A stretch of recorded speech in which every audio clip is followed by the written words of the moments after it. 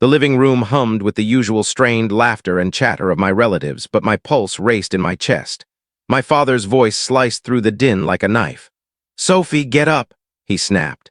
Every head swiveled toward me, my cheeks flaming as I rose hesitantly, unsure of what I'd done wrong this time.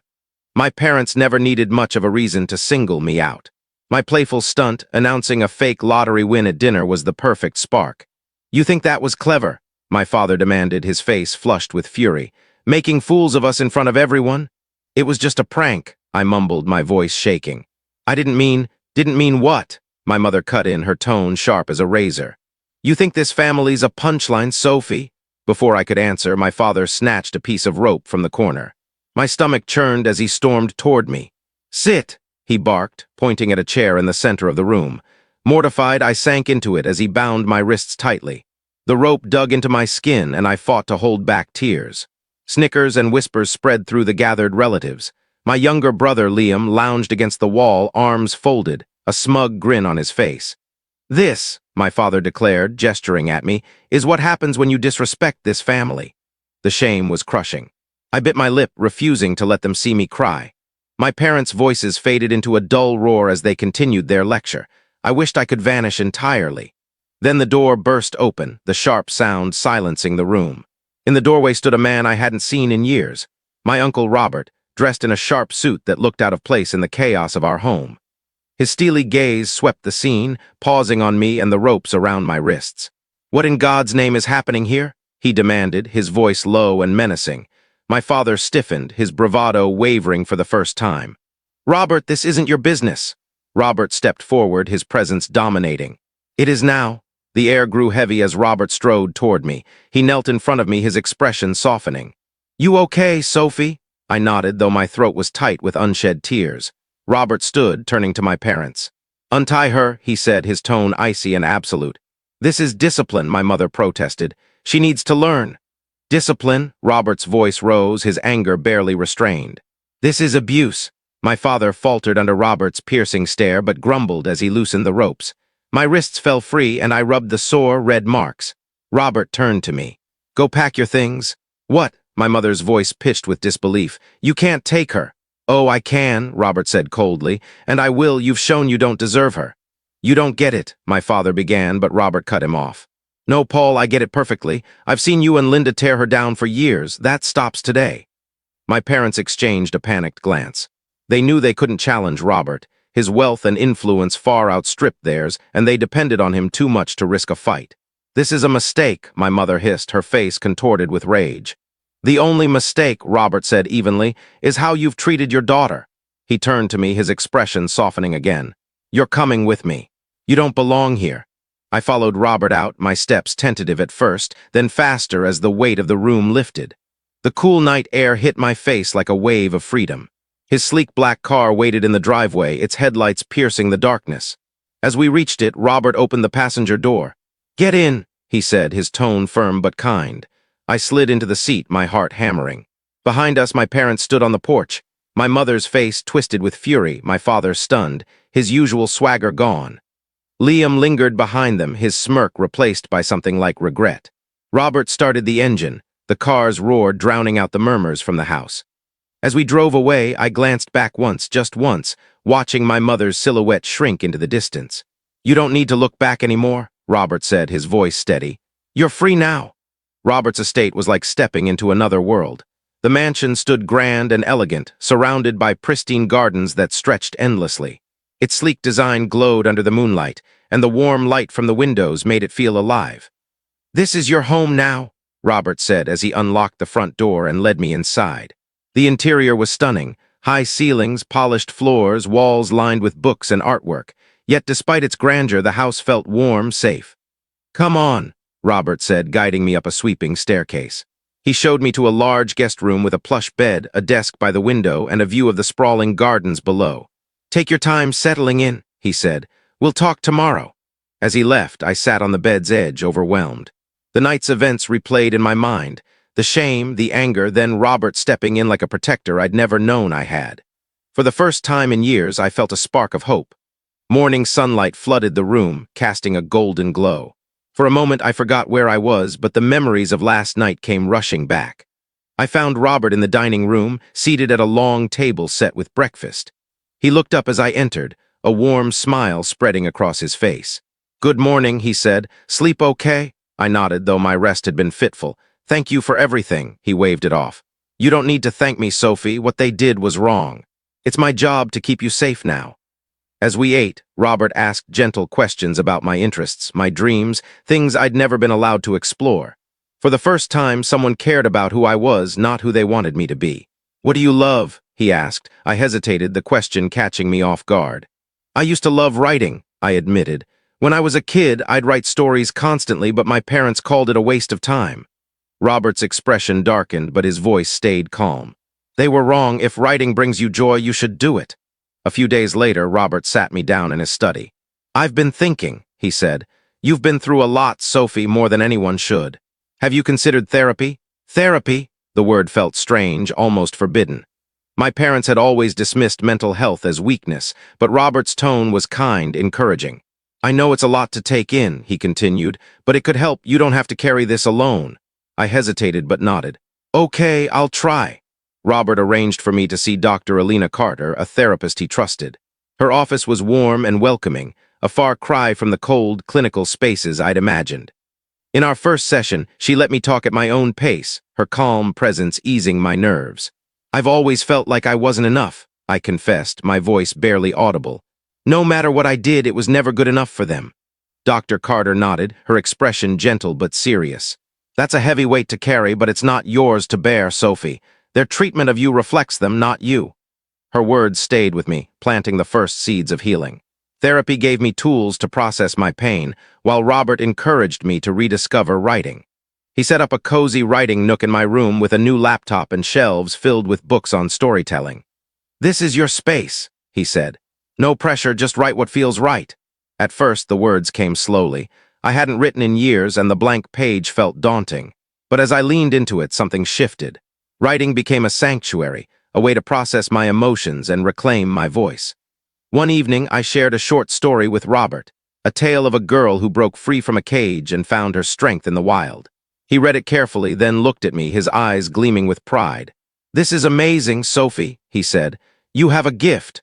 For the first time, I felt like more than the girl my parents had tried to crush. I was someone with dreams, talent, a future. Weeks turned into months, and I settled into my new life.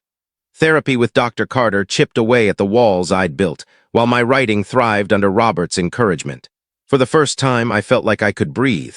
One afternoon, Robert found me in the garden, a notebook on my lap as I outlined a new story.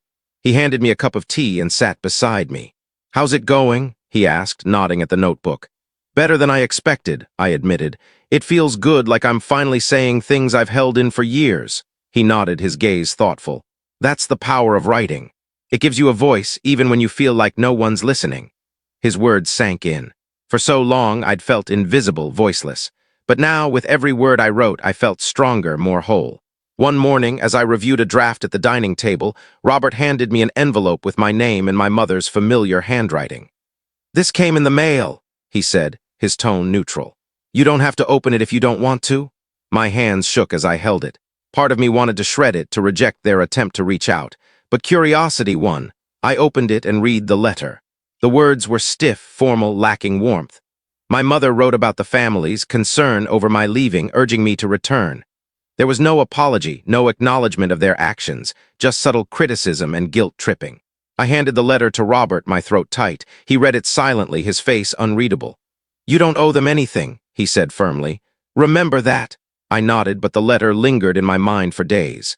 It wasn't just their words, it was the realization they still had a hold on me, even from afar. In my next therapy session, I brought it up. "Doctor." Carter listened as I poured out my feelings of guilt and anger, the tangled emotions that wouldn't let go. "It's natural to feel this way," she said. "They're your parents. You wanted their love, their approval. That longing doesn't vanish, even when you know they've hurt you." Her words hit home.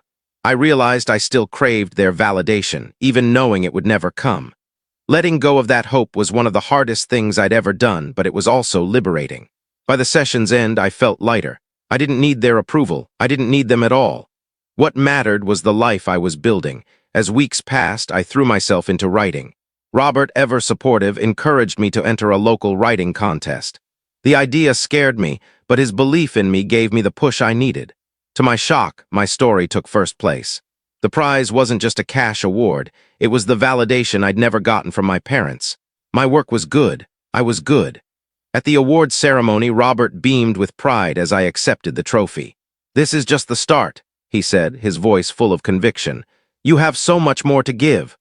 The high of the win was tempered by an invitation to a family gathering at my parents' house. At first, I wanted to ignore it, but Robert persuaded me otherwise. "You don't have to go for them," he said. "Go for yourself to show them who you've become." The thought of returning to that house filled me with dread, but he was right. I wasn't the same person they'd humiliated. I was stronger now. When I arrived, the tension was palpable. My mother greeted me with a forced smile, while my father barely looked at me. Liam, as usual, wore his trademark smirk. Dinner was strained, the conversation awkward. But as the plates were cleared, my father finally spoke.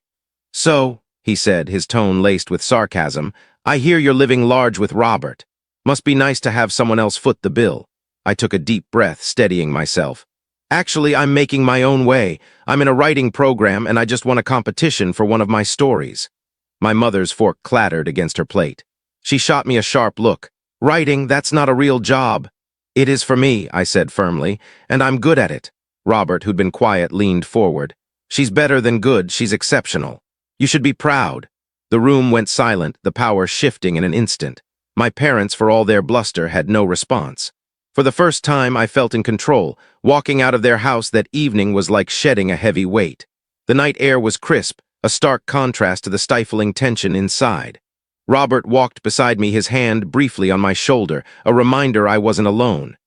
"You handled that well," he said as we got into the car. "Thanks," I replied, my voice softer than I'd meant. The truth was, I wasn't sure how I felt. Confronting them had been empowering, but it left an ache, a reminder of what could never be. "They didn't win," Robert added as he started the engine. "Remember that?" I nodded, watching the house fade in the rearview mirror. For the first time, I felt I could truly leave them behind. That confrontation lit a fire in me. For years, I'd let their voices drown mine out, but now I was determined to speak louder. I poured myself into writing, using my pain and triumphs as fuel. Robert noticed my growing passion and suggested I try something bigger, a novel. "It's time, Sophie," he said one evening in his library. "You've shown you can tell a story, now tell yours." The idea intimidated me. A novel felt massive, impossible, but Robert's faith in me was contagious. Soon, I was outlining ideas. The story would be personal, a fictionalized take on my escape from my family's chains and my journey to self-discovery. Writing the novel was thrilling and exhausting. I spent hours at my desk, weaving memories and emotions into a narrative. Some days, the words flowed effortlessly. Others, I stared at the blank screen, paralyzed by doubt. Robert was my biggest cheerleader, offering encouragement and feedback when I faltered. "Remember why you're doing this," he said one evening. "This is your story, no one else can tell it." Those words carried me through the toughest moments. After months of work, I finished the first draft. It wasn't perfect, but it was mine. Robert's support went beyond encouragement. Through his connections, he introduced me to a literary agent who agreed to review my manuscript. The agent's feedback was tough but fair. The story was strong but needed polishing. I dove into revisions with renewed energy, each change refining the narrative like sculpting a raw stone. As I worked, I processed more of my past.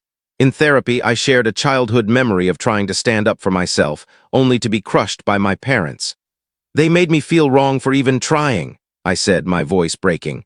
Dr. Carter nodded thoughtfully. "And yet you're here now. You tried then and you're trying now. That strength brought you here." Her words hit deep. I wasn't just writing a story, I was reclaiming my voice, my agency, my life.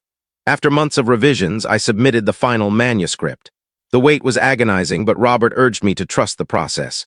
"You've done the hardest part," he said. "Now let it find its place." When the call came, I could barely believe it. A major publisher wanted my novel. Joy, disbelief, and quiet triumph washed over me. My story would reach the world, inspiring others who'd felt silenced. The day I signed the contract was surreal. Robert was there, his pride clear in his smile. "This is only the beginning," he said. The publisher set a release date, and the promotional whirlwind began: interviews, photo shoots, marketing meetings. It never felt overwhelming because I was telling my story. News of the release reached my parents quickly. One evening, Robert handed me another letter, this time from my father. It was brief, congratulating my success but laced with backhanded remarks, calling my work surprising and fortunate. It was exactly what I'd expected, dismissive, condescending. I didn't respond. I didn't need to. Their opinions no longer held power. The book launch was a whirlwind. Friends, industry professionals, and readers filled the venue. Robert stayed by my side, his support unwavering. During my speech, emotion surged as I addressed the crowd. "This book is proof of resilience," I said, "of finding your voice when others try to silence you, and of the people who believe in you when you can't believe in yourself." As the book hit shelves, the response was overwhelming. Readers shared how the story resonated, how they saw themselves in my journey. Each message felt like a victory, not just for me, but for everyone who'd felt unseen. As my book climbed bestseller lists, I was thrust into a spotlight I hadn't anticipated. Media outlets requested interviews, and speaking invitations poured in. At first, the attention was daunting, but Robert helped me navigate it. "You're here because you earned it," he said before a live interview. "Don't let anyone make you feel otherwise." Those words anchored me as I faced questions about my past, my journey, and my book's message. I was honest but careful, never naming my parents directly. It wasn't about exposing them. It was about claiming my story. One evening, as I prepared for a book signing, my phone buzzed with an unfamiliar number. Hesitantly, I answered. "Sophie," the voice was tentative. It was Liam. "What do you want?" I asked, sharper than intended. "I've been reading your book," he said. "I didn't realize I didn't see things the way you did." His words caught me off guard. For years, Liam had been my parents' golden child, complicit in their favoritism. Hearing him acknowledge my pain was surreal. "I'm not looking for an apology," I said, "if that's what this is." "It's not," he replied quickly. I'm sorry for how I treated you, for not standing up for you." His sincerity was undeniable, and for the first time I felt a flicker of connection. "Thank you," I said softly. "That means more than you know." Liam's apology sparked a cautious bond between us. He admitted that meeting our parents' expectations had been stifling in its own way. "I didn't realize how much of myself I was losing," he said during a later call. His words resonated, and I found myself forgiving him, not just for his role, but for his own struggles. We weren't the same people we'd been under our parents' roof, and that gave us a chance to start anew. Later, another letter arrived from my parents. This one was different. No backhanded jabs, just a rare admission of their mistakes. In shaky handwriting, my mother wrote, "We didn't realize how much we hurt you. We thought we were doing what was best, but we see now we were wrong." The letter stirred a mix of emotions, anger, sadness, and a faint hope. It wasn't a perfect apology, but it was something. When I showed it to Robert, he studied it before speaking. "It's your choice whether to respond," he said. "But forgiveness doesn't mean forgetting. It means freeing yourself from their hold." I chose not to reply, not out of spite, but because I didn't need anything more from them. Their acknowledgement, flawed as it was enough. I had moved on. In therapy, Dr. Carter helped me process the letter. "Closure isn't something they give you," she said. "It's something you give yourself." Her words stayed with me, and over time the weight of my past lifted. I wasn't defined by my parents' treatment. I was defined by the life I'd built despite it. When my second book, a follow-up memoir about healing and growth, was released, I reflected on how far I'd come. Robert stood beside me at the launch, his pride evident. "This is your legacy," he said, "not the pain they caused, this." His words brought tears to my eyes. He'd been my rock, my guide, my biggest supporter. Without him, I wouldn't have found the strength to rebuild. That night, as I signed books and greeted readers, I felt profound gratitude, not just for Robert, but for myself, for the courage to keep going. Years later, I returned to Robert's estate, my sanctuary. The gardens were as stunning as ever, the house still warm and welcoming. Robert and I sat on the terrace, sipping tea as the sun set. "You've built something incredible," he said, his voice quiet with pride. "You've turned your pain into something that lifts others." I smiled, my heart full.